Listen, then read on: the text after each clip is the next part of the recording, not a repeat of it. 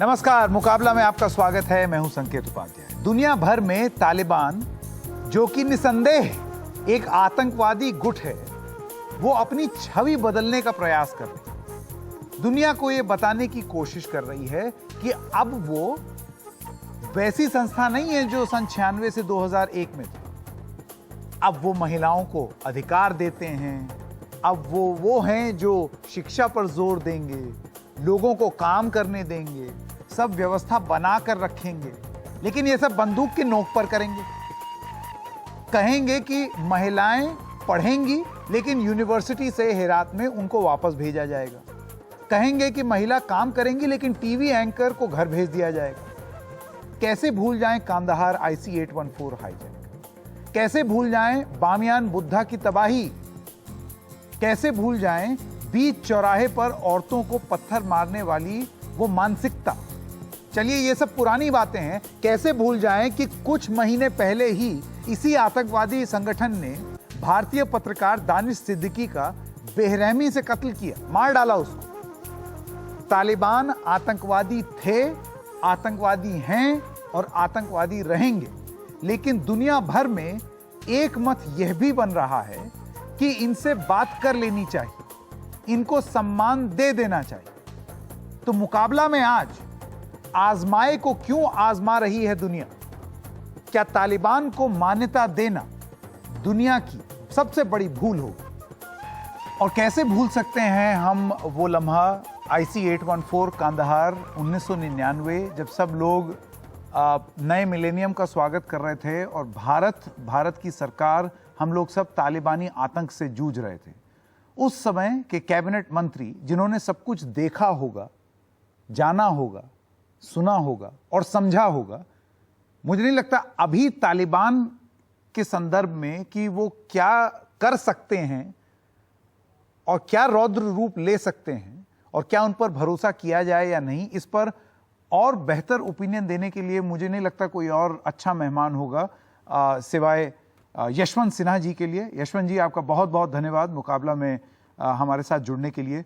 मैं सबसे पहले आपसे ये जानना चाहता हूं, सन 99 में जो आपने देखा, जिस तरीके का रूप आपने इस तालिबान का देखा, और अब जब आप देखते हैं कि तालिबान तरह तरह की बातें करता है कि भाई हम सम्मान करेंगे, हम फलाना करेंगे, हम ढिमकाना करेंगे, एक जो सबसे बड़ा सवाल ये उठता है मन में, विश्व भर में लोगों के मन में, भरोसा कैसे करें? देखिए, जो 2001 का आपने जिक्र 1999 का आपने जिक्र किया, वो बहुत ही विभत्स था। वो बहुत ही डराने वाला एक खौफनाक दृश्य था। जब हमारे प्लेन को वो ले गए, वो कंधार में उन्होंने उतारा। अब बहुत मुश्किल से हम सुरक्षित वहाँ जितने पैसेंजर्स थे उस प्लेन में उनको वापस ले आए। हम सब उस दिन को याद करके आज भी सिहर उठते हैं। उसको नहीं भुला सकता है इंडिया, कभी भुला नहीं सकता है। इंडिया के लोग भुला नहीं सकते और भुलाना भी नहीं चाहिए। वो तालिबान का एक विभत्स चेहरा था जो हमने देखा, उसके साथ डील किया। वो एक विशुद्ध रूप से एक आतंकवादी संगठन था उस समय तालिबान। लेकिन उस आतंकवादी संगठन ने आज 20 साल बाद और 22 साल बाद काबुल के ऊपर कब्जा कर लिया है। और वो बिना किसी लड़ाई के कब्जा कर लिया उन्होंने। अफगानिस्तान की फौज जो थी वो कहीं कहीं नजर नहीं आई कि सोफिस्टिकेटेड अमेरिकन वेपन जो उनको दिए गए थे उससे भी वो लड़ नहीं पाए, और आसानी के साथ तालिबान ने कब्जा कर लिया काबुल के ऊपर। आज के दिन स्थिति क्या है? आज के दिन दुनिया भर में ये संदेश क्या है कि पूरे अफगानिस्तान के ऊपर तालिबान का कब्जा है। हालांकि हम सब जानते हैं कि अफगानिस्तान में आज भी बहुत सारे ऐसे पॉकेट्स हैं जहां पर तालिबान का कब्जा नहीं है और जिन्होंने पूर्व में तालिबान का विरोध किया है। वैसे लोग, वैसी शक्तियां आज भी अफगानिस्तान में हैं। ऐसी शक्तियों की मदद की है भारत ने पहले। तो आज के दिन भारत को क्या करना चाहिए? आज के दिन मुझे लगता है कि भारत को बहुत सावधानी के साथ अफगानिस्तान की पूरी परिस्थिति के ऊपर नज़र बनाए रखनी चाहिए। देखना चाहिए अफगानिस्तान में तालिबान वाले कैसे आज के दिन बिहेव करते हैं, भारत के बारे में उनका क्या रुख है। और अगर उसमें कोई हमें परिवर्तन नजर नहीं आता है और वो उसी तरह व्यवहार करते हैं अफगानिस्तान में महिलाओं के साथ ह्यूमन राइट्स को लेकर जैसे उन्होंने पहले किया था, तो फिर भारत के जो ऑप्शंस है उसका भारत को उपयोग करना चाहिए। जी यशवंत जी, अब मैं आपसे ये पूछना चाहता हूं कि देखिए, ये जो नया तालिबान आया, आप कह रहे हैं कि वो वाला तालिबान एक आतंकवादी संगठन था। इस बात की क्या गारंटी या क्या प्रमाण कि ये भी एक आतंकवादी संगठन नहीं है? क्योंकि जिस तरीके से कार्रवाई कर रहे हैं, आप देखिए भारतीय मूल के भारतीय पत्रकार दानिश सिद्दीकी की जिस तरीके से हत्या की, जिस तरीके से वो महिलाओं के बारे में बोल कुछ रहे हैं लेकिन कर कुछ और रहे हैं, लगातार लोगों पर वो गोलियां चला रहे हैं, तो अभी भी ये आतंकवाद ही तो हुआ। तो भारत के सामने वेट एंड वॉच अभी ठीक है, लेकिन जब फैसला लेना होगा, आप देख रहे हैं वहां पर लोकतंत्र बहाल करने के लिए भी कुछ लोग खड़े हो रहे हैं, तो भारत किसका साथ चुने? उन लोगों का जो लोकतंत्र बहाल करने की बात कर रहे हैं, या एक ऐसी संस्था का जो कि आतंकवादी संस्था है जिसने लोकतंत्र ही खत्म कर दिया है, इस्लामिक एमिरेट ऑफ अफगानिस्तान घोषित कर दिया है? देखिए, एक तो मैं ये कहूंगा कि तालिबान के ऊपर आज के दिन हम भरोसा करके नहीं चल सकते, इसलिए हमें वहां पर नजर गड़ाए रखना पड़ेगा कि वो कैसे बिहेव कर रहे हैं। कुछ मामले में उनका बिहेवियर अभी ठीक नहीं रहा है और उन्होंने जो बयान जारी किए 4-5 दिन पहले, उसकी तुलना में उनका बिहेवियर जो है, उनका व्यवहार वो सही नहीं रहा है। इसलिए मैं ये नहीं कह रहा हूं कि भारत सरकार को रश करके किसी नतीजे पर पहुंचना चाहिए, जल्दीबाजी में किसी नतीजे पर पहुंचना चाहिए। हमारे लिए बहुत आवश्यक है कि अफगानिस्तान में प्रजातंत्र बहाल हो। हमारे लिए बहुत आवश्यक है कि अफगानिस्तान में ह्यूमन राइट्स की कद्र हो, महिलाओं की कद्र हो। और अगर तालिबान ऐसा नहीं करता है तो जाहिर सी बात है कि फिर तालिबान की सरकार को अब मान्यता देने का प्रश्न नहीं उठेगा भारत सरकार के लिए। और भारत को, जैसा मैंने कहा, कि अपने सारे ऑप्शंस ओपन रखने चाहिए। मैं आपसे कहना चाहूंगा कि आज भारत बहुत लाचार स्थिति में नहीं है, हमारे सामने भी बहुत सारे ऑप्शंस हैं और 2 बहुत बड़े एसेट्स हैं हमारे पास। एक है कि भारत अफगानिस्तान के लोगों में बहुत लोकप्रिय है और जो भी भारत के खिलाफ कार्रवाई करेगा वो अफगानिस्तान के लोगों को पसंद नहीं आएगा। और दूसरी बात जो है वो ये है कि हमने अफगानिस्तान के विकास के लिए बहुत काम किया है और वो लोग जानते हैं, सारी दुनिया इस बात को जानती है, अफगानिस्तान के लोग इस बात को जानते हैं। और आज भारत ही एक ऐसा देश है पड़ोस में जो अफगानिस्तान के विकास के लिए बहुत कुछ कर सकता है आगे भी। पाकिस्तान की वो क्षमता नहीं है और चीन को उसमें रुचि नहीं है। यशवंत जी, एक चिंता भारतीय प्रशासन जो है उनके मन में ये है कि क्यों वेट एंड वॉच उन्होंने अपनाया हुआ है, जिसका जिक्र आप भी कर रहे हैं, वो ये है कि भारतीय निवासी बहुत सारे वहां पर फंसे हुए हैं। तो अगर कोई ऐसा बयान दे दिया या कुछ ऐसा बोल दिया जिससे उनकी जान को नुकसान पहुंच जाए, तो वो वैसा भारतीय सरकार नहीं चाहती। दूसरी बात यह है, जो डर है भारत सरकार को, वो ये है कि ये जो अमरीकी हथियार हैं जिस पर कब्जा कर लिया, जिसको लूट लिया है तालिबान ने, वो कहीं ऐसा ना हो कि पाकिस्तान के हाथों में चला जाए और वहां से जम्मू और कश्मीर में आ जाए और यहां पर अफगानी जमीन का इस्तेमाल किया जाए आतंकवाद फैलाने के लिए, फिर बिल्कुल वैसी सन 99 जैसी स्थिति। आपको लगता है ये चिंता जायज है? ये चिंता जायज है और इसीलिए हमें सावधान रहने की जरूरत है। हालांकि एट द सेम टाइम जो तालिबान की तरफ से बयान आए हैं उसमें साफ तौर पर कहा गया है कि अफगानिस्तान की भूधरती का इस्तेमाल किसी तीसरे देश के खिलाफ नहीं होने देंगे और अगर पाकिस्तान उसमें कुछ हस्तक्षेप करता है और कुछ मिसचिफ करता है तो भारत को डटकर उसका मुकाबला करना चाहिए। और मुझे लगता है कि कहीं ना कहीं भारत सरकार इनफॉर्मली और अनौपचारिक रूप से तालिबान के संपर्क में होगी, तो ये उनको संदेश देना चाहिए तालिबान को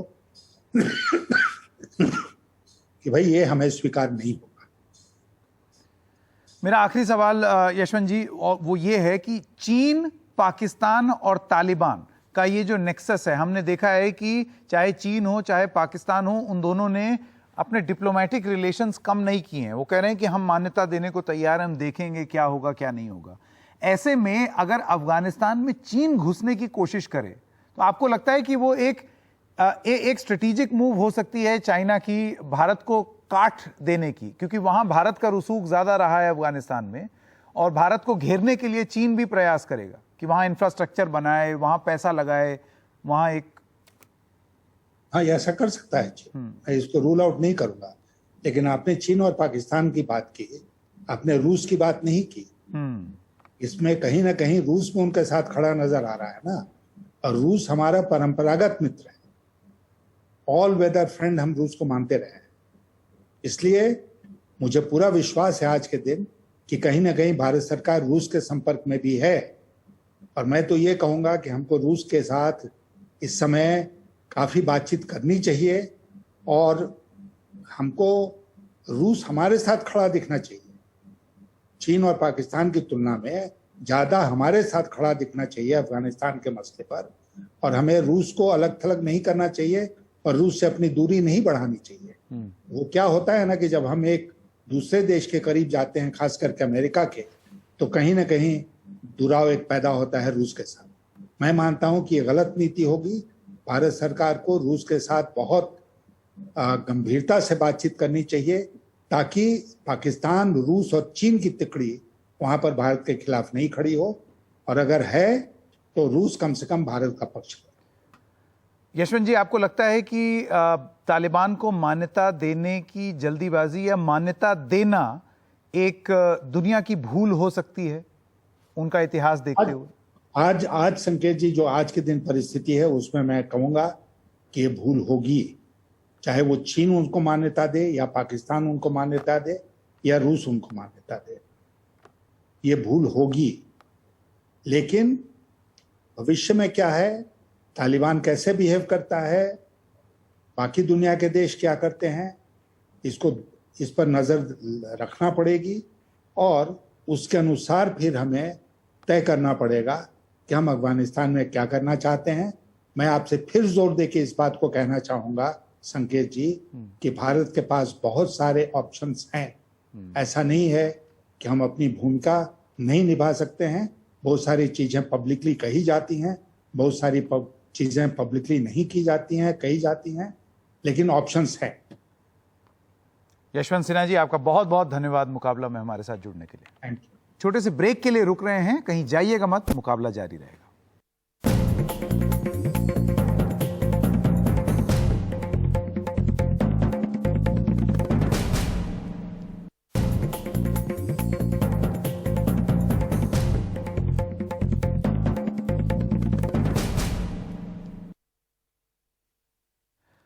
तो एक बार फिर से स्वागत है आपका मुकाबला में। तो सवाल हमारा ये है कि क्या तालिबान पर भरोसा करना, जब वो ये कहते हैं कि अब हम वो नहीं हैं जो हम पहले थे, ये दुनिया की एक ऐतिहासिक भूल होगी? क्या तालिबान को ये मान लेना कि वो बदल गए हैं ये एक भूल होगी? ये हमारा सवाल है। लेफ्टिनेंट जनरल हसनैन, मैं आपसे शुरू करना चाहता हूं। देखिए, भारत सरकार का ये मानना कि वेट एंड वॉच की स्थिति बना करके रखें, और वेट एंड वॉच सिर्फ इसलिए क्योंकि हमारी पोजीशन तालिबान को लेकर नहीं बदली, वेट एंड वॉच इसलिए क्योंकि कहीं जो भारतीय नागरिक वहां पर फंसे हुए हैं उनके साथ कुछ गलत ना हो जाए। आप इस पोजीशन को किस तरीके से देखते हैं? देखिए संकेत, ये दोनों चीजें वाजिब है इस वक्त, क्योंकि नो डाउट हमारे जो नागरिक हैं वहां पर जो फंसे हुए हैं, और जो अफगान नागरिक भी हैं जो और इंडियन ओरिजिन के हैं, उन सब की सेफ्टी जो है वो हमारी जवाबदारी है, वो हमारी मॉरल रिस्पॉन्सिबिलिटी है। तो इसलिए निहायत जरूरी है कि हम कोई ऐसी चीज ना करें जिससे कि जो स्टेटस को है वो डिस्टर्ब हो जाए। स्टेटस को बहुत जरूरी है इस वक्त, वो डिस्टर्ब नहीं होना चाहिए। दूसरी चीज होती है आपके संबंध, जो लॉन्ग टर्म जो हमारे रिलेशनशिप है, उसके लिए अभी वक्त है मेरे ख्याल में। अभी तो सिर्फ 5 दिन हुए हैं। 5 दिन के अंदर नेशनल पॉलिसी बनाना, उस पर एग्जीक्यूट करना, फॉलो करना मेरे ख्याल में नामुमकिन होता है तकरीबन, क्योंकि ये 20 साल का मामला चल रहा है और इसमें अप्स एंड डाउन, बड़ी डायनेमिक सिचुएशंस रही हैं। तो अभी कितने हद तक हम तालिबान को, हम या पूरी दुनिया, कितने हद तक हम एतबार कर सकते हैं, ये सबको मालूम है। ये शक की बात है। इस वक्त तालिबान जो है अपनी एसेंशियली अपनी लेजिटिमेसी को चलाने की कोशिश कर रहा है, अपने डाइल्यूशन ऑफ इस्लामिस्ट प्रैक्टिसेस उनको दिखाने की कोशिश कर रहा है। आज आप देखिए उन्होंने मुहर्रम को भी परमिट कर दिया है वहां काबुल में। तो ये सब चीजें तो these are tip of the iceberg, मगर जो पॉलिसी बनाते हैं वो थोड़ा डीपली जाएंगे इसके अंदर, उसको देखेंगे और कॉन्टैक्ट्स होंगे। विदाउट कॉन्टैक्ट्स ये बात नहीं आगे बढ़ेगी। इसके लिए इंटेलिजेंस कॉन्टैक्ट्स होंगे, पॉलिसी कॉन्टैक्ट्स होंगे और उसके बाद धीरे धीरे ये पॉलिसी बनेगी। आई डोंट थिंक हम लोग इसके अंदर एकदम से डाइव करके कोई नहीं, और जल्दबाजी करनी भी नहीं चाहिए। बिल्कुल बिल्कुल जल्दीबाजी करनी भी नहीं चाहिए। मैं कैप्टन कुशवाहा आपके पास आना चाहता हूं। देखिए, एक अंतर्राष्ट्रीय रूप से एक चर्चा चल रही है कि तालिबान को मान्यता दें या ना दें। अब जाहिर सी बात है कि भारत में भी ये सवाल पूछे जा रहे हैं। जैसे लेफ्टिनेंट जनरल हसनैन कह रहे हैं कि अभी 5 ही दिन हुए हैं, 5 दिन में फॉरेन पॉलिसी नहीं बनती। लेकिन ये जो चिंता है, चिंता मैं आपको बता दूं क्या क्या है, और ये जो हमारा एस्टेब्लिशमेंट है उसमें चिंता है। चिंता ये है कि हमारे जो वहाँ पर नागरिक हैं उनके साथ तो कुछ गड़बड़ नहीं होगा। हम जिन परियोजनाओं को हमने स्पॉन्सर किया है, फंड किया है, इतना पैसा वहाँ लगाए, वो परियोजनाएं जो हैं वो बंद तो नहीं हो जाएंगी। और तीसरी सबसे बड़ी बात, ये जो अमरीकी हथियार हैं जो कि अब तालिबान के कब्जे में हैं, जो उन्होंने लूट लिए हैं, वो कहीं पाकिस्तान के रास्ते होते होते जम्मू कश्मीर ना आ जाएं और वापस अफगानिस्तान की ज़मीन आतंकवाद के लिए इस्तेमाल की जाए भारत के खिलाफ। आपके तीनों क्वेश्चंस मैं एक एक करके जवाब देती हूँ। जनरल हसनैन के सामने मेरी कोई ज्यादा हस्ती नहीं है कि मैं बोलूं sir good evening to you, but whatever little understanding I have मैं आपको बताती हूँ। आपने पहला डर बोला, बिल्कुल अग्री किया हमने कि अभी जल्दीबाजी नहीं करनी है। We have to wait and watch. कोई भी चीज अभी नहीं। क्या तालिबान अपने प्रॉमिस रखता है? हमने अच्छे एग्जाम्पल्स तो देखे। सर ने बोला कि मुहर्रम आज उन्होंने करने दिया, पर कल ही की तो घटना है जब काबुल में बच्चों ने नेशनल फ्लैग अफगान का, इस्लामिक रिपब्लिक ऑफ अफगानिस्तान का फ्लैग लेके उन्होंने मार्च किया तो उन पे गोलियां चली। इन्होंने कहा तालिबान ने कि आप सरेंडर कीजिए, हम आपको एमनेस्टी देंगे। पर हुआ क्या जनरल हाजीमुल्लाह के साथ? He surrendered and he was executed. So how do we take Taliban seriously? हम उन्हें सीरियसली कैसे लें कि जो वो बातें बोल रहे हैं वो करेक्ट हैं या नहीं? बिल्कुल। तो इस बारे में उनकी मान्यता इतनी जल्दी हमें नहीं करना चाहिए मान्यता देने की। और जहां तक हमारे फियर्स का सवाल है, इन्वेस्टमेंट, इंडिया को इन्वेस्टेड रहना चाहिए या नहीं, अभी it is still too early.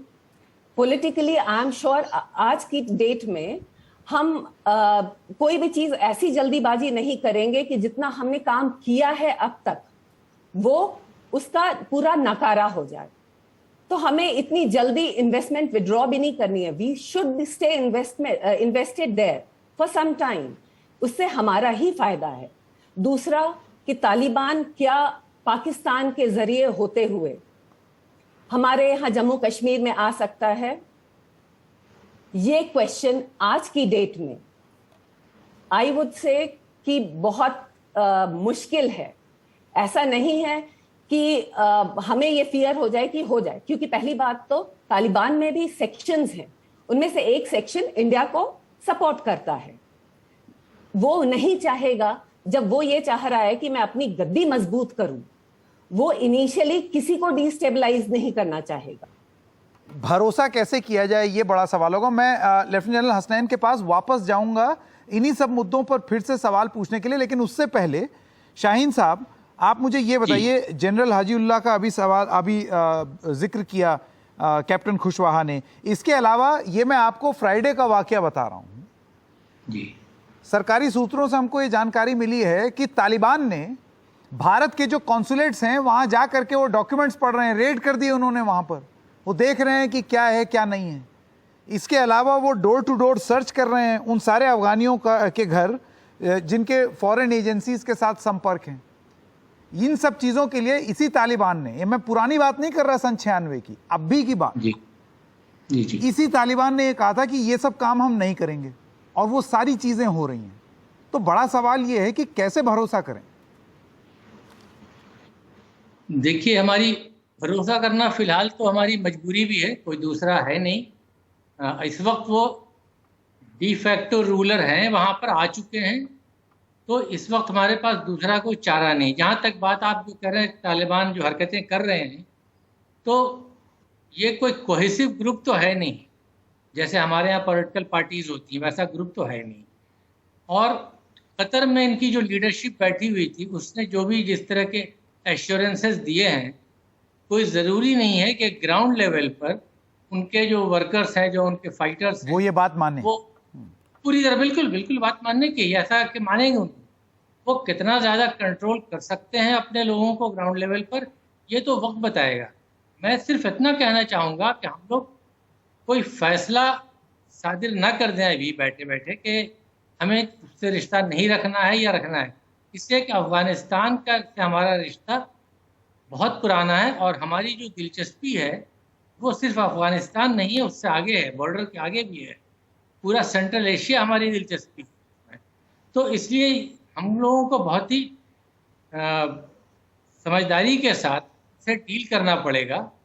और एक बात और मैं ये कहना चाहूँगा कि ठीक है, तालिबान बहुत उज्जट किस्म के लोग हैं, जैसे भी हैं, लेकिन उसमें जो पावर स्ट्रक्चर जो उनका होगा, जो बनेगा, जो गवर्नमेंट बनेगी, उसमें सिर्फ वही लोग नहीं रहेंगे, बल्कि वही सारे लोग होंगे, वही सारे ब्यूरोक्रेट्स होंगे, वही सारे डिफेंस के लोग होंगे, सीनियर ऑफिशियल्स होंगे, जो कि अशरफ गनी की सरकार के साथ थे, उनके ट्रेंड लोग। लेकिन शाहीन साहब, आपको नहीं लगता है कि ये बड़ी विशफुल थिंकिंग है कि ऐसा होगा फिर वैसा होगा, और जाहिर सी बात है कि अभी तो कोई विकल्प नहीं है, इसीलिए भारत वेट एंड वॉच कर रहा है। जैसे मैंने हम भी यही कह रहे हैं, लेकिन हम ये कह रहे हैं सिर्फ कि हमको ऐसी बात ना करें कि वो उनको और फर्दर एंटेगनाइज करें।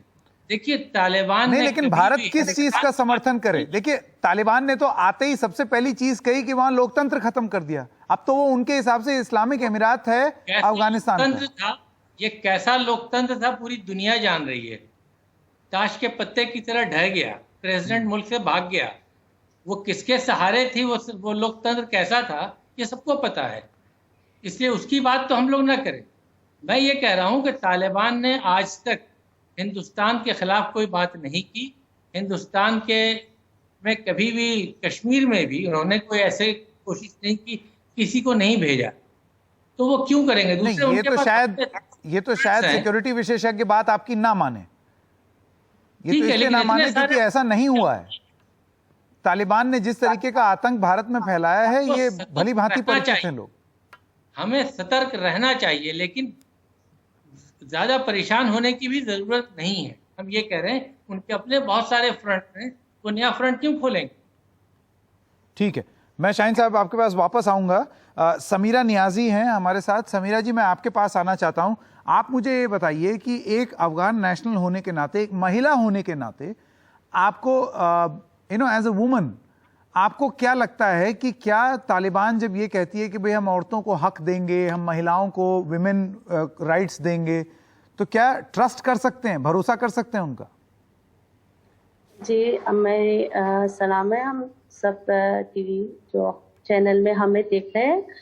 आपके सवाल के हिसाब से जो ये लोग जो बता रहे हैं कि हम ये वुमेन्स को, मतलब लेडीज को उनके काम देंगे, उसमें कोई दिक्कत नहीं, वो सिर्फ दिखाने के लिए कह रहे हैं, क्योंकि वो लोग अपना जगह बनाना चाहता है सबके बीच में, सबको ऐसे दिखा रहा है कि हम वो 20 साल पहले तालिब नहीं है। पर ये सब झूठ है, वो लोग सच में ऐसा नहीं कर रहे। वो लेडीज को कह रहे हैं तो अपनी काम में आ जाओ, पर उन्हीं के घर में घुस के उन लोगों को मार रहे हैं। उसी लेडीज को जो न्यूज बता रहे थे, उसने क्या गलत किया था? आजकल शायद आप लोग न्यूज में देख रहे हो, क्योंकि वो लोग जो बता रहे हैं वो उसमें बिल्कुल अमल नहीं कर रहा है। तो ये तो मेरे हिसाब से ये लोग बिल्कुल, मतलब वो जो कह रहे हैं वो काबिल नहीं है जो वो बता रहे हैं, और ये गलत है। ये तालिब जो वो है वो दहशत है, एक अंधेरा है। ये सिर्फ अफगानिस्तान के लिए नहीं है, इस पूरी दुनिया के लिए है। क्योंकि अगर ये लोग अगर अच्छे होते, अगर ठीक होते, तो ये 20 साल पहले अफगानिस्तान को आप भूल गए हो। उस समय क्या हुआ था अफगानियों के साथ? लेडीज के साथ, बच्चों के साथ। तो आपको लगता है ये सब दिखावा है, कुछ दिनों में वो खत्म हो सब जाएगा? दिखावा है, वो सब दिखावा है। वो सिर्फ अफगानिस्तान में अभी रह रहे हैं, अगर उसको सपोर्ट मिल गया, अगर उसकी साइड हो गया सब, वो पूरा दुनिया में आ जाएगा। वो एक वायरस है, वो सब दुनिया में फैल जाएगा। वो गलत कर रहा है, वो सही कुछ भी नहीं कर रहा है। बहुत बहुत महत्वपूर्ण बात है। देखिए, महिलाओं के मन में जो बात है तालिबान को लेकर के, कैसे भूल जाएं वो इतिहास जो लोगों ने झेला है, और ये जो दूसरा मौका देने की बात हो रही है, ये कैसे दिया जाए? एक आतंकवादी संगठन एकदम से गांधीवादी तो हो नहीं जाएगी। लेफ्टिनेंट जनरल अता हसनैन, मैं आपके पास आना चाहता हूं। आपने सुना कि समीरा जो है कि अफगान नेशनल हैं, वो उनके मन में, उनके मस्तिष्क में, जहन में कितना दर्द है इस संस्था को लेकर के कि ये दोबारा वही करेंगे, और ये सिर्फ रीग्रुप करने की कोशिश कर रहे हैं। एक जो सबसे बड़ी बात कही जा रही है लेफ्टिनेंट जनरल हसनैन, वो मैं आपसे ये जानना चाहता हूं कि कोई एक तालिबान नहीं है, अभी अलग अलग तालिबान है। ऐसे में सपोज दोहा में बैठे हुआ तालिबान जो है वो बोले कि भाई हम तो लिबरल हैं, हम तो सरकार चलाना चाहते हैं, तमीज से चलाना चाहते हैं, और उनके नीचे से एक कोई ब्रेकअवे फैक्शन बोले कि नहीं साहब हम तो आतंकवादी रहेंगे, तो फिर कैसे आप भरोसा करें? देखिए संकेत, इसमें सिविल वॉर डिक्लेयर होने के बहुत चांस होते हैं इस तरह की हालात में। आप देखिए, जबकि एक मोनोलिथ, हाँ बिल्कुल बिल्कुल, एक मोनोलिथ जब इस तरह से हम समझते हैं कि एक मोनोलिथ है, मतलब एक ऑर्गेनाइजेशन है, मगर असलियत में उसके अंदर बेशुमार टुकड़े बने हुए हैं जो आइडियोलॉजिकली भी अलग अलग है। ये नहीं है कि उनके पास आइडियोलॉजिकल आइडियाज एक ही है, आइडियोलॉजिकली अलग अलग हैं। तो तब जो है इकट्ठा होना उनका और देश को चलाना एक ही रवैये के साथ बड़ा मुश्किल हो जाएगा। मैं समझता हूं कि पूरी दुनिया इसको ताक में बैठे देख रही है इस वक्त। We have to keep a very good surveillance on all this.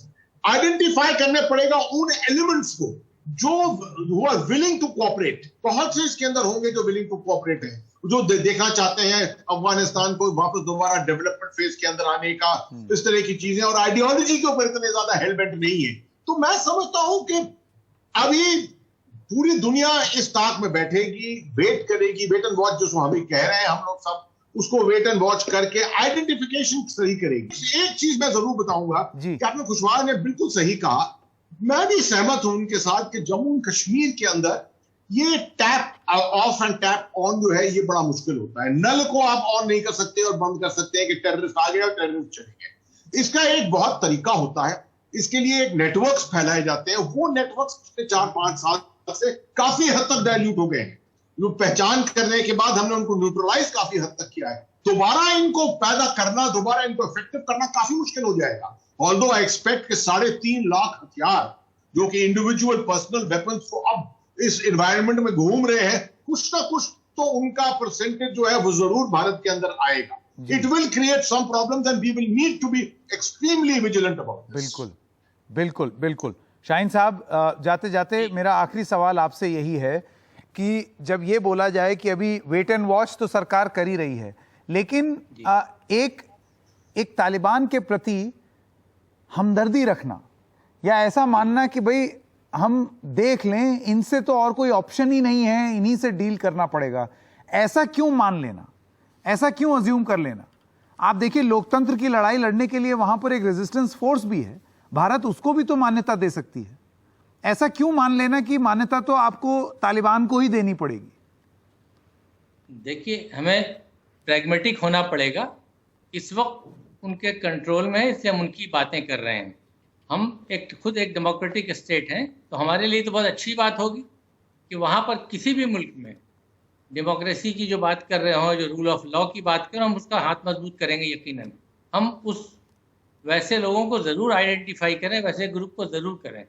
लेकिन हमने 20 सालों का तजुर्बा देखा, ये तालिबान गए नहीं थे, ये तालिबान मौजूद थे वहाँ पर, और असल में वहाँ से अमेरिका गया है, और इसलिए गया है कि उसकी नीयत ठीक नहीं थी। वो वहाँ पर रिफॉर्म करने नहीं आया था, अपने इंटरेस्ट में आया था। और इससे पहले जब सोवियत गए थे तो वो मुजाहिदीन को, अफगानिस्तान को अपने हाल पे छोड़ के चला गया था, जिसकी वजह से ये तालिबान आए। अब दोबारा फिर से अमेरिका ने भी हरकत की। तो सवाल तो इस वक्त अमेरिका से पूछने का है तालिबान से नहीं पूछने का, नहीं, अमेरिका दोनों से पूछने पूछने का है। का। किसके शाहीन साहब, भरोसे? ऐसा है, एक आतंकवादी संगठन है ऐसे सवाल और एक नहीं हो राष्ट्र रहा। है जिसने बेवकूफी की होगी अगर अंतर्राष्ट्रीय स्तर पर, तो दोनों से अलग अलग टाइप के सवाल पूछे जाएंगे। नहीं, लेकिन सवाल नहीं हो रहा है, सवाल नहीं हो रहा है। और वहां पर जो बर्बादी मचाई है वो अमेरिका ने ज्यादा मचाई है। पिछले 20 सालों में जो कुछ हुआ है वहां पर, पूरा इराक में जो कुछ हुआ है, सीरिया में जो कुछ हो रहा है, तो हम अमेरिका को उससे बरी नहीं कर सकते हैं। तो अमेरिका, अफगानिस्तान इस वक्त जिस हाल में पहुंचा हुआ है उसकी जिम्मेदारी अमेरिका पर आती है और उन तमाम कंट्रीज पर आती है, बिल्कुल, खासतौर पर वेस्टर्न कंट्रीज बिल्कुल, जो उसका सपोर्ट करते रहे। ठीक। लेफ्टिनेंट जनरल हसनैन, शाहीन नज़र, कैप्टन खुशवाहा और समीरा जी, आप सब लोगों का बहुत बहुत धन्यवाद हमारे साथ जुड़ने के लिए। एक छोटे से ब्रेक के लिए रुक रहे हैं, मुकाबला जारी रहेगा।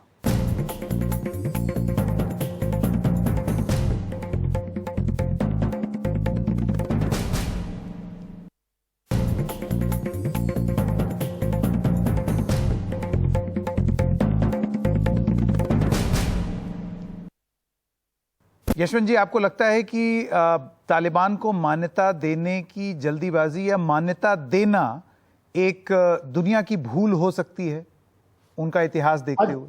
आज संकेत जी, जो आज के दिन परिस्थिति है उसमें मैं कहूंगा कि ये भूल होगी, चाहे वो चीन उनको मान्यता दे या पाकिस्तान उनको मान्यता दे या रूस उनको मान्यता दे, ये भूल होगी। लेकिन भविष्य में क्या है, तालिबान कैसे बिहेव करता है, बाकी दुनिया के देश क्या करते हैं, इस पर नजर रखना पड़ेगी और उसके अनुसार फिर हमें तय करना पड़ेगा कि हम अफगानिस्तान में क्या करना चाहते हैं। मैं आपसे फिर जोर देके इस बात को कहना चाहूंगा संकेत जी कि भारत के पास बहुत सारे ऑप्शंस हैं।